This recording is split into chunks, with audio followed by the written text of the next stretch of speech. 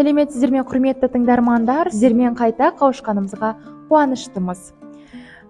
Бүгін біз өте маңызды тақырып ұлттық құндылықтар туралы әңгіме қозғаймыз. Ұлттық құндылықтар халықтың мәдениеті мен рухани байлығын көрсететін ерекше мұра. Осы тақырыпты тереңірек зерттеу, талқылау үшін студиямызға құрметті ұстазымыз, тәжірибелі педагог, оқушылардың сүйікті мұғалімі Талғат ағай келіп отыр.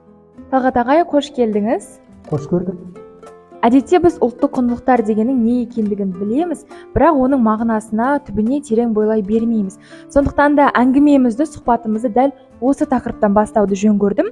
Жалпы сізге қояр сұрағым, ұлттық құндылықтар дегеніміз не, және олар біздің тарихымызбен қалай байланысқан? Сұрағыңыз өте орынды, маңызды сұрақ. Жалпы мынау ұлттық құндылықтар дегеніміз не деген сұраққа жауап іздейтін болсақ, сонау тарихтың қойнауынан, тарихтың қатпарынан іздеу керек. Біздің ата-бабаларымыздың мыңжылдықтың тарихында бүкіл ұлттық құндылықтарының барлығын бабаларына кәдімгідей сарымайдай сақтап қалдырып кеткен ғой. Мысалы, ұлттық құндылықтар не деген сөзге жауап беретін болсақ, бұл халықтың ғасырлар бойы жинаған тілі, халықтың мәдениеті, халықтың дәстүрі және рухани құндылықтар болып есептеледі.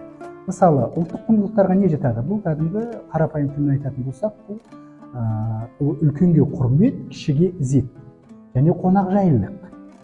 Одан кейін отанға деген сағыныш, отанға деген махаббат және тілді құрметтеу. Міне осылардың барлығын сайып келген кезде ұлттық құндылықтар деп атауға болады.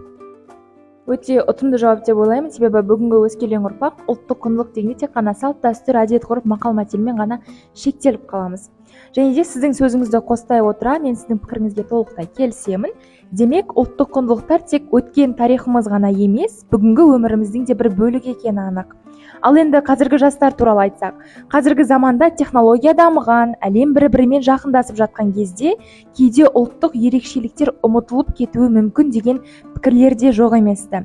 Сондықтан мына бір сұрақ туындайды.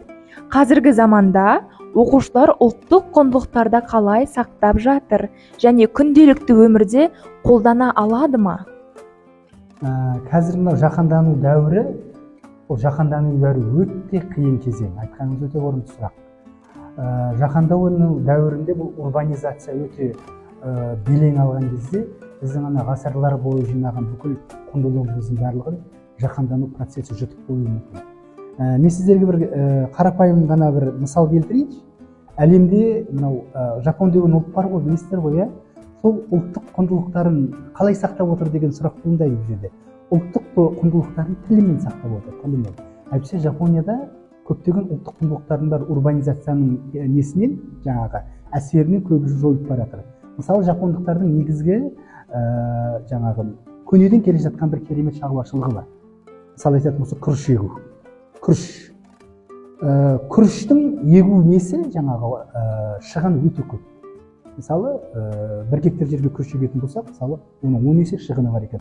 Соған қарамастан олар күрішті егеді. Себебін айтайын, негізі жапон тілінің негізгі нәрі осы күріш егумен жатыр екен ғой. Сол себепті олар күрішті егу саласында олар өзінің құндылығын күні бүгінге дейін сақтап келіп отыр деген сұрақ туындайды. Негізінде мынау қазақ жастары қазір мынау еліктегішке болып жатыр ғой қазіргі таңда ше. Көбінесе сөздерінің көбісін шетел тілімен сөйлейді және орыс тілімен сөйлейді. Бұл негізі дұрыс емес деп ойлаймын негізінде. Қазақ тілі жаңа шұбарланбай сөйлесе өте керемет бір құнарлы, мәнді тіл болып есептеледі. Оны мен жаңағы қазақтың әйгілі ақыны жаңағы Мұқағали Мақатаевтың бір шумақ өлеңімен дәлелдеуге болады. Мынау Мұқағали Мақатаевтың бір керемет үш бақытым деген өлеңі бар ғой. Соның бір үш бақытым деген өлеңінде екінші шумағында мынандай сөздер кездеседі. Ал екінші бақытым тілім менің, тас жүректі тіліммен тілім дедім. Кейде бұл өмірден түңілсем, қасиетті тіліммен тілім дедім дейді.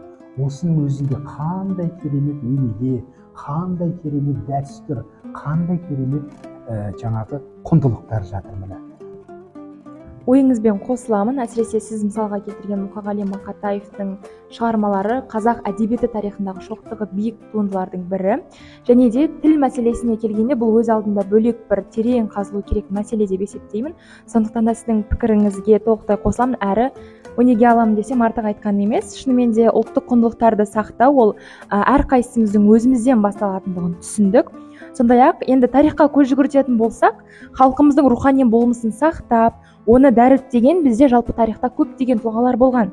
Енді сізге қоятын сұрағым, қазақ тарихында ұлттық құндылықтарды ерекше дәріптеген қандай тұлғаларды немесе оқиғаларды білесіз? Жаңа өзіңіз бір-екеуін атап өткендей болдыңыз. Қазақ тарихында ұлттық құндылықтарды дәріптеген, Абайдан артық дәріптеген ешкім жоқ шығар деп айтайын. Абайдың ғылым таппай мақтанба деген бір керемет өлеңі бар.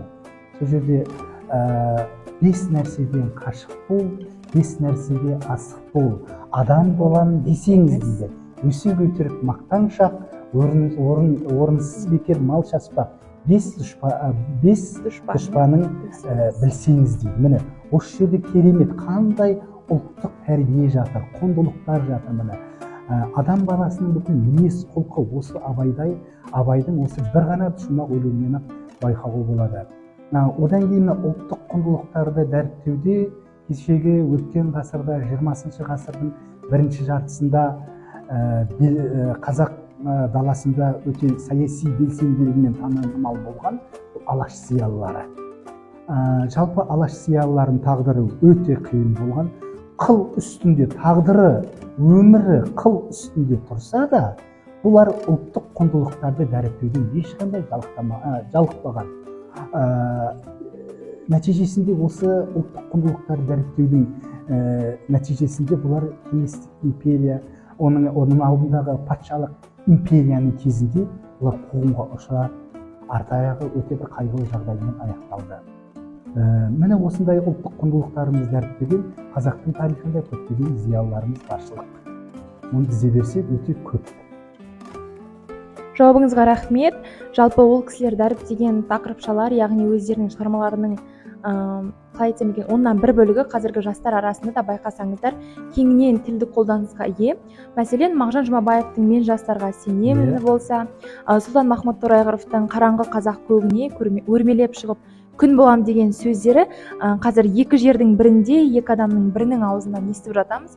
Бұл дегеніміз ол шығармалардың кеңінен танылған, сондай-ақ жастардың көкейіне жеткендігін, кезіндегі Міржақып оятқан, Мағжан сенген жастардың үміті сәл де болса ақталып жатқандығының айқын көрінісі деп білем.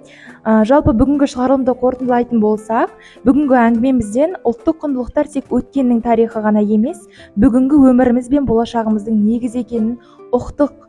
Сондай-ақ әрқайсымыз өз мәдениетімізді құрметтеп, ұлттық дәстүрлерімізді сақтай білсек, халқымыздың рухани байлығы әрқашан жалғаса береді деп қорытындылаймыз. Құрметті ұстаз, мазмұнды әңгімеңіз үшін сізге үлкен алғыс білдіреміз. Жақсы. Сіздермен бірге болған гимназиямыздың подкаст жобасы.